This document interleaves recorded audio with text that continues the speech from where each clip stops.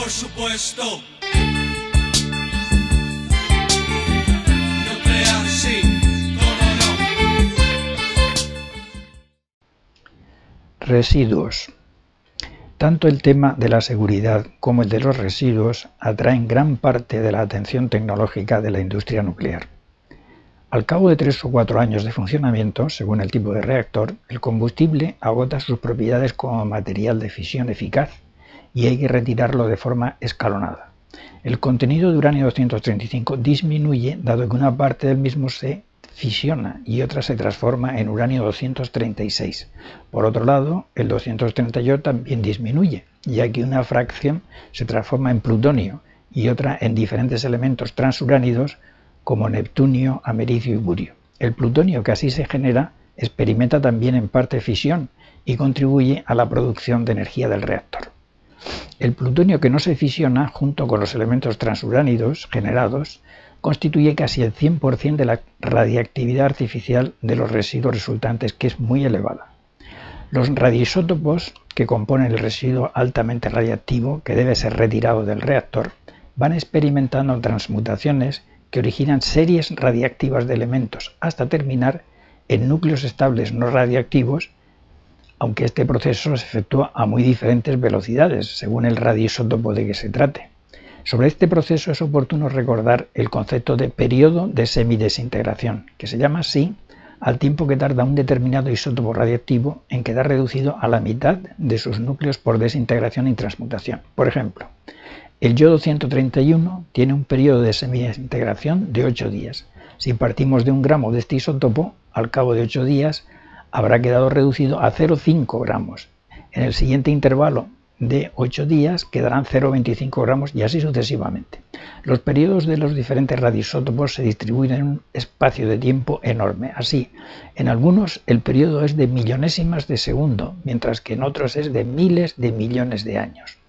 En la figura adjunta ponemos algunos ejemplos de radioisótopos corrientes. En resumen, el problema de la gestión de los residuos consiste en evitar su escape al medio ambiente y esperar a que con el paso del tiempo los radioisótopos se vayan desintegrando, cada uno según su periodo, hasta que la radiactividad residual sea nula o al menos inocua para el ser humano.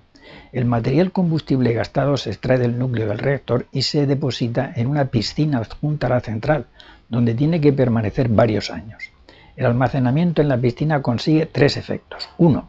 La refrigeración del material radiactivo, con lo que se evita la vaporización por el calor generado en las desintegraciones y el consiguiente peligro de emisión de radioisótopos. 2. Dar tiempo a la reducción de la radiactividad de los isótopos de periodo corto. 3. Proteger el entorno de la radiación mediante el escudo que supone el agua de la piscina. Pasado el tiempo del almacenamiento temporal, se plantea un dilema: reprocesar el residuo para recuperar el uranio no quemado y el plutonio generado allí presentes, o bien considerar si el residuo ya debe ser definitivo. Si se decide por el reproceso, se realiza la extracción selectiva del uranio y del plutonio mediante procedimientos químicos. Lo que se resta se somete a un proceso de vitrificación y se destina al almacenamiento definitivo. El uranio así extraído se dirige a plantas de enriquecimiento y el plutonio se envía a reactores rápidos que lo utilizan como combustible o a la fabricación de óxidos mixtos de uranio y plutonio para reactores convencionales. Los residuos de baja y media actividad suelen ubicarse en instalaciones de poca profundidad, pero los residuos de alta radiactividad deben confinarse en formaciones geológicas profundas, de entre 300 y 1000 metros bajo el suelo, encapsulados dentro de una serie de barreras químicas de ingeniería y geológicamente estables. Entre los proyectos de formaciones geológicas profundas se puede destacar el depósito permanente de Onkalo, que se está construyendo en Finlandia y que consiste en un enorme sistema subterráneo donde los residuos quedarán confinados durante miles de años. En España, la empresa pública Enresa es la encargada de la gestión de los residuos radiactivos que se generan en el país y del desmantelamiento de las instalaciones nucleares. El Cabril, en el municipio de Hornachuelos, Córdoba, es el único almacén de residuos radiactivos de baja y media actividad de España. La mayor parte de los residuos allí depositados proceden de las centrales nucleares españolas y el resto lo aportan la medicina nuclear, universidades y laboratorios de investigación. Controversias. Los tremendos efectos de las bombas atómicas arrojadas sobre Hiroshima y Nagasaki en 1945 causaron un fuerte efecto emocional en el mundo entero. La visión de las ciudades arrasadas y los terribles daños sobre las personas supusieron un gran impacto en el imaginario colectivo. Como suele ocurrir en escenarios de este tipo, no faltan pescadores en río revuelto, agitadores políticos que manipulan estos movimientos de masas para conseguir sus propios fines. En esta línea, el destacado astrofísico británico Fred Hoyle, en su libro En defensa de la opción energética nuclear, señala cómo, durante la Guerra Fría, a la Unión Soviética le interesó animar a los vociferantes sectores de la extrema izquierda occidental para que ésta tratara de paralizar el desarrollo de las centrales nucleares. De este modo, el mundo occidental quedaría a merced de la importación de combustibles fósiles para abastecerse de energía y estaría en situación de vulnerabilidad si fallaban estas importaciones. Un escenario como el que se ha producido en Europa con la dependencia del gas natural ruso al iniciarse la guerra de Ucrania. El sesgo antinuclear de los medios de comunicación llega a veces a extremos cómicos. Por ejemplo, las nubes blancas que salen de las torres de refrigeración de las centrales nucleares se ofrecen de modo subliminal como una evidencia de que la contaminación generada en las mismas está amenazando la existencia de este planeta llamado Tierra.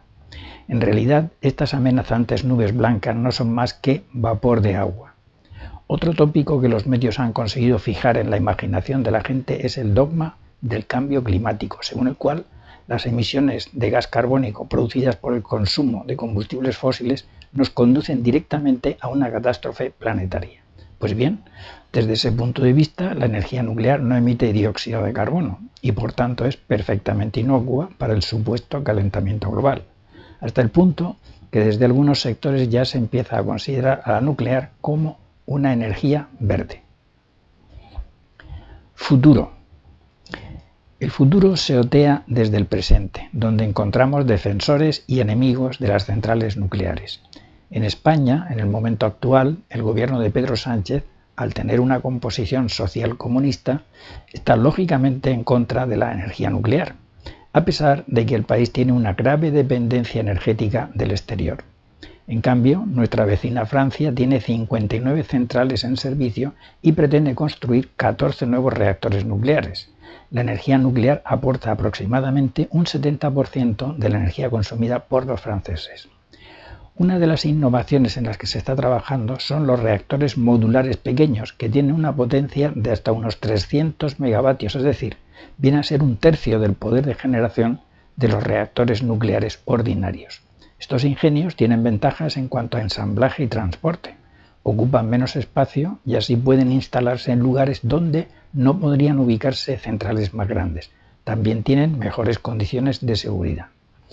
Otra posibilidad que se está estudiando es la de utilizar torio como materia prima para reactores nucleares. Este elemento, bombardeado con neutrones, se transforma en uranio 233, que es un isótopo capaz de experimentar la fisión.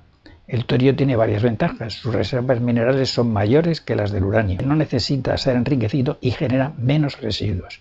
Como inconvenientes, requiere muchos trámites antes de que pueda entrar en servicio. Ello exigirá fuertes inversiones que deben ser apoyadas por las naciones interesadas.